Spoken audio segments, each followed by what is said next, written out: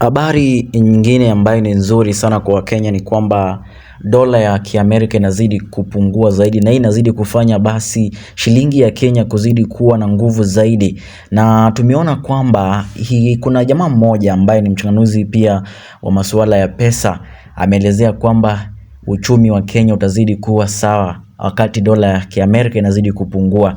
Tumezidi kuona kwamba sasa hivi ukiangalia mpenzi mtazamaji, dola inasimamia shilingi 131, na hii inazidi kuonyesha kwamba shilingi ya Kenya inazidi kuimarika zaidi. Na kama tu unavyofahamu, shilingi ya Marekani huwa inakuwa na nguvu sana, na huwa inaharibu uchumi wa nchi yoyote wakati inazidi kuwa ama kupanda zaidi. Na hii sasa inazidi kuonyesha inapozidi kupungua, inafanya basi hata sisi wa Kenya tunazidi kupurchase vitu kutoka nchi za nje kwa bei nafuu, na hii inasaidia basi uchumi wa Kenya kuzidi kubaki imara, na hii inazidi kufanya basi shilingi ya Kenya izidi kupata manufaa, na hii itafanya basi wa Kenya hawatalia tena njaa ama gharama ya maisha kuwa ngumu.